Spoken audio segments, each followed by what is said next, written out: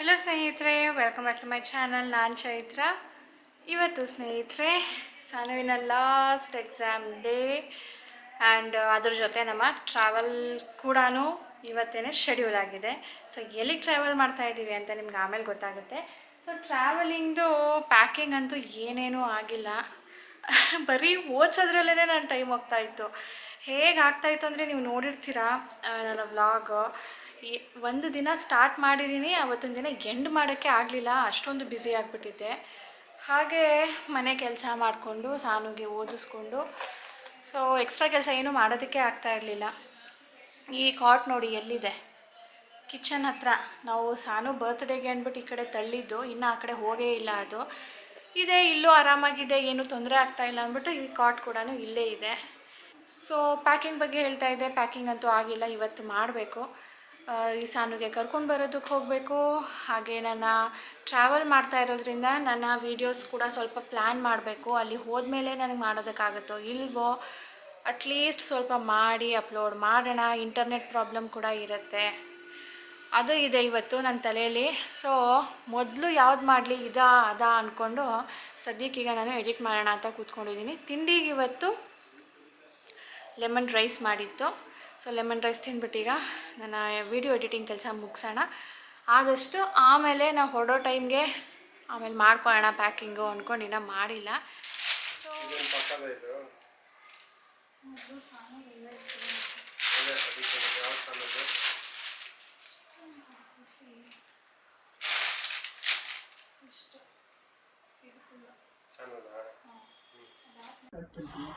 ಹೇಳಿದ್ನಲ್ಲ, ಪ್ಯಾಕಿಂಗ್ ನಂದೇನೂ ಆಗಿಲ್ಲ ಅಂದ್ಬಿಟ್ಟು. ವೀಡಿಯೋ ಎಡಿಟ್ ಮಾಡಿ ಮುಗಿಸೋ ತನಕನೇ ನಂದು 2:30 ಆಗಿತ್ತು ಸ್ನೇಹಿತರೆ.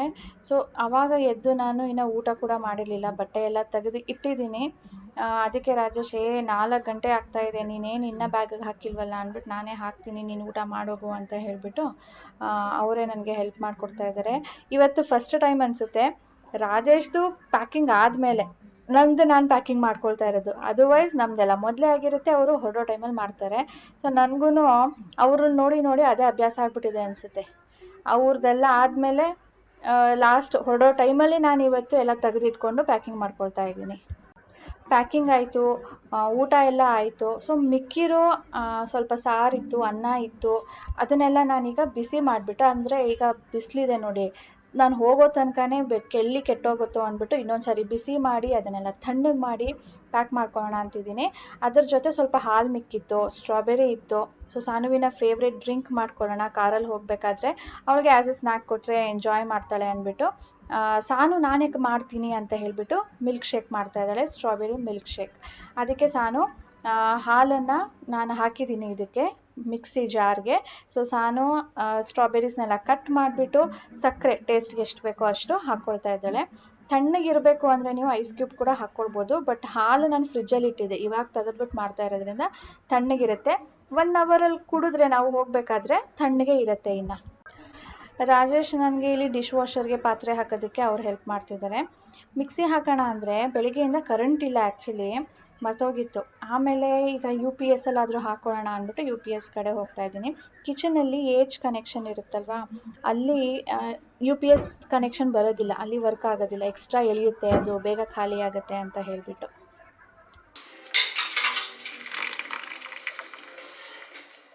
ಎಷ್ಟು ಕಷ್ಟಪಟ್ಟು ಹೋಗೋ ಟೈಮಲ್ಲಿ ಅರ್ಜೆಂಟಲ್ಲಿ ಮಾಡಿಕೊಂಡ್ರೆ ಎಲ್ಲದಕ್ಕೂ ನಾನು ಅಂತ ಮಧ್ಯವರ್ತಳ ಮುಚ್ಚೋಕ್ಕಾಗಲಿಲ್ಲ, ಅದು ಬಿದ್ದೋಯ್ತು. ನಾರ್ಮಲ್ ಬಾಟ್ಲಿಗೆ ಮುಚ್ಚೋ ಥರ ಮುಚ್ಚಿದ್ಲು, ಅದು ಟೈಟ್ ಫಿಟ್ದದು ಆಯಿತು, ಹೋಯ್ತು. ಚಪ್ಪಾಳೆ.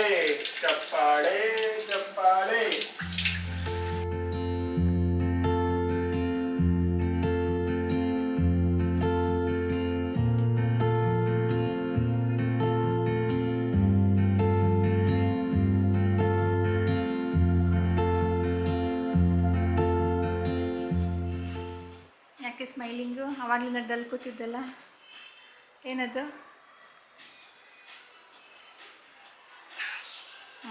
ಅದೊಂದೇ ತೊಗೊಂಡಿರೋದು, ಬೇರೆ ಏನೂ ತೊಗೊಳಂಗಿಲ್ಲ. ಸಾನು ಹಾಲು ಚೆಲ್ಬಿಟ್ಲಲ್ಲ, ಚೆಲ್ಲಿದ್ದಕ್ಕೆ ಬೇಜಾರು ಮಾಡಿಕೊಂಡು. You should be very very careful while handling things. ಅದು ಏನೇ ಆಗಿರ್ಬೋದು, ಹಾಲು ಅಂತಲೇ ಅಲ್ಲ, ನೀರು ಚೆಲ್ಲುತ್ತೆ ಅಲ್ವಾ, ಬಾಟ್ಲಲ್ಲಿ ಇಟ್ಕೊಂಡು ಕರೆಕ್ಟಾಗಿ ಹಾಕ್ತಾ ಇದ್ದೀನಾ ಅಂತ ಕೇರ್ಫುಲ್ಲಾಗಿ ನೋಡಬೇಕು. ನಾನು ನೋಡಿದೆ, ನೀನು ನನ್ನ ಕಡೆ ನೋಡ್ಕೊಂಡು ಆ ಕಡೆ ಪ್ರೆಸ್ ಮಾಡಿದೆ. ನೀನು ಬಾಟ್ಲಲ್ಲಿ ನಾನು ನೋಡ್ಕೊಂಡು ಪ್ರೆಸ್ ಮಾಡಲಿಲ್ಲ ಅಲ್ವಾ. ಸಾನಿಗೆ ಇದನ್ನು ತೊಗೊಂಡೆ. ಇದು ಅವಳು ಬರ್ತ್ಡೇಗೆ ಕೊಟ್ಟಿದ್ದು DIY ಮಾಡೋ ಬ್ಲಾಕ್ಸ್ಗಳು. ಸೊ ಇಲ್ಲಿ ಕೊಟ್ಟಾಗ್ಲಿಂದ ಇಷ್ಟು ಮಾಡಿದ್ದಾರೆ ಅಷ್ಟೇ. ಅದಾದಮೇಲೆ ಎಕ್ಸಾಮ್ ಶುರು ಆಯ್ತಲ್ಲ, ಓದೋದಕ್ಕೆ ಶುರು ಮಾಡಿದ್ಲು. ಸೊ ಅಲ್ಲಿ ಊರಲ್ಲಿ ಫ್ರೀ ಇರ್ತಾಳಲ್ವಾ, ಆಟಾಡ್ಬೋದು ಅಂತ ತೊಗೊಂಡೆ. ಕಾರಲ್ಲಿ ಬೇಡ, ಬಿದ್ದೋಗತ್ತೆ. ಸೊ ಅದನ್ನು ನೋಡ್ಬಿಟ್ಟು ಸಾನಿಗೆ ಖುಷಿ ಆಗೋಯ್ತು, ಅರಳುಗಳು ತುಮಕ. ಇಷ್ಟೊತ್ತು ಡಲ್ಲಾಗಿ ಕೂತ್ಕೊಂಡಿದ್ಲು. ಸರಿ, ಈಗ ready. It's okay, ready to leave. 2 bag, ಅದರ ಜೊತೆ ಒಂದು ಊಟದ್ದು ಸ್ನ್ಯಾಕ್ಸು, ಸಾನು ಟಾಯ್ ತೊಗೊಂಡಿದ್ದೀನಿ. ಅದರ ಜೊತೆ ನಮ್ಮ ಲ್ಯಾಪ್ಟಾಪ್ ಬ್ಯಾಗ್, ನನ್ನ hand bag, Rajesh laptop bag ಎಲ್ಲನೂ ರೆಡಿ ಆಯಿತು.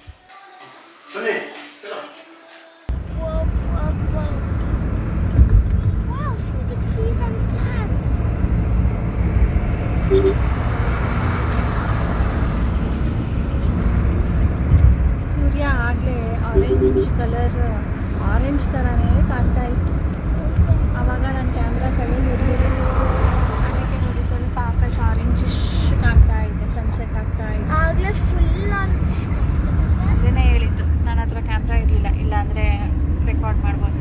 ಈಗ ಸ್ನೇಹಿತರೆ ಹೊರಟು ಎಷ್ಟು ಟೈಮ್ ಗೊತ್ತಿಲ್ಲ. ನಾವು ಮನೆ ಬಿಟ್ಟಾಗಂತೂ 5:30. ಈಗ ನೈಸ್ ರೋಡ್ಗೆ ಎಂಟ್ರಿ ಆಗಿದ್ವಿ. ನಾವು ಹತ್ತಿದ್ದು ಒಂದು 15 ಮಿನಿಟ್ಸ್ ಅನ್ಕೊಳ್ಳಿ. ನನಗೆ ಹಿಂದೆ ಬಾಬಮ್ಮ ನೀನು ಇಬ್ಬರೂ ಒಂದು ಕೂತ್ಕೊಳ್ಳೋಣ, ನಾನೇನೋ ಮಾಡಬೇಕು ಅಂತ. ಸರಿ ಅಂತ ಬಂದರೆ ಮೆಹಂದಿ ತಗೊಂಡು ಬಿಡೋದಕ್ಕೆ ಶುರು ಮಾಡಿದ್ರು.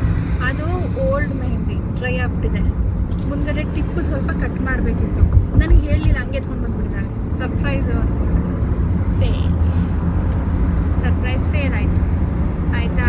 ಆಮೇಲೆ ನೆನ್ನೆ ನನಗೆ ನೇಲ್ ಪಾಲಿಶ್ ಹಚ್ತಿದ್ಲಲ್ವಾ, ಅದು ನಾನು ತೆಗೆದ್ಬಿಟ್ಟೆ. ಇಲ್ಲಿ ಕುತ್ಕೊಂಡು ನಾನು ಅವಳಿಗೆ ಹಚ್ಚಿದೆ. ಈಗ ಹಚ್ತಾ ಇದ್ದಂಗೆ ಹಚ್ಚಿ. ಈಗ ನಾನು ಕ್ಯಾಮ್ರಾ ಆದರೂ ಎತ್ಕೊಳ್ಳೋಣ, ಸುಮಾರು ಹೊತ್ತಾಯಿತು ಅಂದ್ಬಿಟ್ಟು ಇವ್ರು ಸ್ವಲ್ಪ ತಳ್ಬಿಟ್ಟು ಕ್ಯಾಮ್ರಾ ಎತ್ಕೊಳ್ಳೋದಕ್ಕೆ ಹೋದೆ, ಎಚ್ಚರ ಆಗ್ಬಿಟ್ಟು. ನನಗೆ ಹಿಂದೆ ಕೂರಿಸ್ಕೊಂಡಿದ್ದಾಳೆ, ನಾನು ಮುಂದೆ ಹೋಗಂಗಿಲ್ವಂತ ಇವತ್ತು. ಯಾಕೆ ಅಂದರೆ ಇಬ್ಬರು ಆಟ ಆಡೋಣ, ಇಬ್ಬರು ಮೊಬೈಲ್ ನೋಡೋಣ, ಅದು ನೋಡೋಣ, ಇದು ನೋಡೋಣ. ಮೊನ್ನೆ ಸ್ಕೂಲ್ಗೆ ಹೋಗಿರುವಾಗ ಒಂದು ಕಾರಿಂದ ಏನೋ ಬರ್ತಿತ್ತು. ಅದರ ಮೀನಿಂಗ್ ಹೇಳಬೇಕು.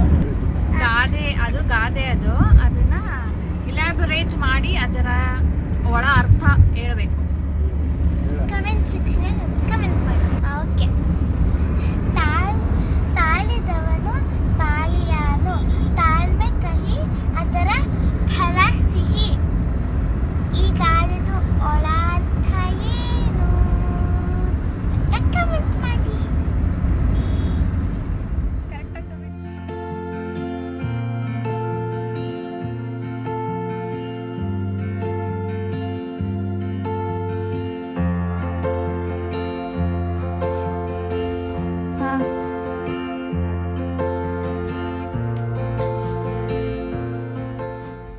ಬಂದ ತಕ್ಷಣ ಅಮ್ಮಮ್ಮಂಗೆ ತೋರಿಸ್ತಾವಳೆ ಅವಳ ಬ್ಯಾಗ್. ನಮ್ಮಮ್ಮ ನಾನು ಎಲ್ಲನೂ ನೋಡ್ಬಿಟ್ಟಿದ್ದೀನಿ, ವಿಡಿಯೋಲೇ ನೋಡ್ಬಿಟ್ಟಿದ್ದೀನಿ. ನೀನು ತೊಗೊಂಡೋಗಿದ್ದು ನೋಡಿದ್ದೀನಿ, ನೀನು ತಂದಿದ್ದು ನೋಡಿದ್ದೀನಿ, ನೀನು ಹಾಕಿದ್ದು ನೋಡಿದ್ದೀನಿ, ಎಲ್ಲನೂ ಹೇಳ್ತಾರೆ. ನಾನು ಯಾಕೆ ಲಾಕ್ ಹಾಕ್ಲಿ? ಕಾರಲ್ಲಿ ಇಟ್ಕೊಂಡು ಬರುತ್ತಾನೆ. ಮೆತ್ತಗೆ ಬಿಡು, ಅದು ಬಿಡು, ಹಬ್ಬಕ್ಕದು. ಗುಡ್ ಮಾರ್ನಿಂಗ್ ಸ್ನೇಹಿತರೆ. ಎದ್ದಿರೋದು ಇವತ್ತು ಲೇಟು, ನೆನ್ನೆ ಮಲಗಿದ್ದು ಲೇಟು. ಆ್ಯಂಡು ಹೊಸ ಜಾಗ 2 ಸಾರಿ ಎಚ್ಚರನೇ ಆಗ್ತಾಯಿತ್ತು. ಮಲಗಕ್ಕೆ ಪ್ರಾಪರಾಗಿ ಆಗಲಿಲ್ಲ. ಬೆಳಗ್ಗೆ 8 ಗಂಟೆಗೆ ಎದ್ದಿದ್ದೀನಿ ಇವತ್ತು. ಸೊ ಇವತ್ತು ಮಾರ್ನಿಂಗ್ ರುಟೀನ್ ಹೇಗಿರುತ್ತೆ ನಂದು ನೋಡೋಣ. ಈಗ ಸದ್ಯಕ್ಕೆ ಅಮ್ಮ ಮತ್ತು ಮೊಮ್ಮಗಳು ಹೊರಗಡೆ ಇದ್ದಾರೆ. ಬನ್ನಿ ಹೊರಗಡೆ ಹೋಗೋಣ.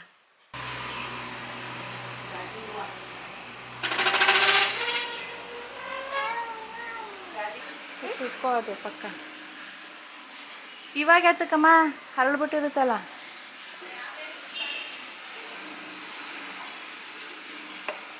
ಎಷ್ಟು ಗಂಟೆಗೆ ಎದ್ದೆ ಸೋನಾ? ಟೈಮ್ ನೋಡಿಲ್ವಾ? ಎದ್ಮೇಲೆ ಏನು ಮಾಡಿದೆ ಹೇಳು?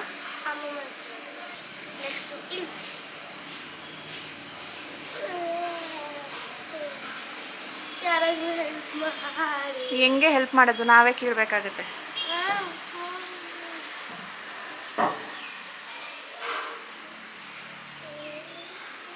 ಈ ಕಡೆಯಿಂದ ಏನೂ ಕಾಣ್ತಾನೇ ಇಲ್ಲ, ಅಲ್ಲಿಂದಾದರೂ ಕಾಣ್ತಾ ಇತ್ತು. ಸೈಡಿಂದಾನೇ ನೋಡಬೇಕು. ಅಲ್ಲಿದೆ ನೋಡು ಆ ಎಡ್ಜಸ್ಸಲ್ಲಿ.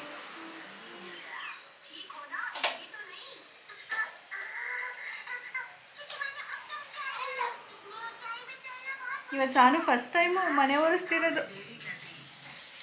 ಇನ್ನೇನು ನಮ್ಮ ಮನೇಲಿ ಒರೆಸು ಅಂದರೆ ಬಾಬಾ ಸಾಕು ತಗೋ ಇಲ್ಲಿ ಕೊಟ್ಬಿಡ್ತಿದ್ದೆ. ಈಗಲೂ ಹಂಗೇನೆ ಮಾಡೋದು ನೀನು? ಹಾಂ ನನಗೆ ಗೊತ್ತಿಲ್ಲ, ಹೇಳಮ್ಮ. ನನಗೆ ಗುಡ್ಸಿ ಒರೆಸ್ತಾ ಇದ್ದಿದ್ದು ನೆನಪಿದೆ, ಆದರೆ ಯಾವ ಕ್ಲಾಸಿಂದ ಅಂತ ನೆನಪಿಲ್ಲ. ಇಲ್ಲ, ಈ ಮನೆಗೆ ಬಂದಾಗ್ಲಿಂದಾನೇ ಅನ್ಸುತ್ತೆ ನನಗೆ. ಅಲ್ಲಿ ಏನು ಮಾಡ್ತಿರ್ಲಿಲ್ವಾ? ಅಲ್ಲೂ ಒರೆಸ್ತಾ ಇದ್ದೆ, ಕುತ್ಕೊಂಡು ಒರೆಸ್ತಿದ್ದೆ, ನೆನಪಿದೆ ನನಗೆ. ಹೌದಾ? ಎಲ್ಲೋ ಅದೇ 7th ಆದ್ಮೇಲೆ. ಅದಕ್ಕಿಂತ ಮುಂಚೆ ಎಲ್ಲ ನಾನೇ ರೆಡಿ ಮಾಡಿ. Cinderella, correct. ಸಿಂಡ್ರೆಲಾ ಒರೆಸ್ತಾಳಲ್ಲ ಹಂಗೆ.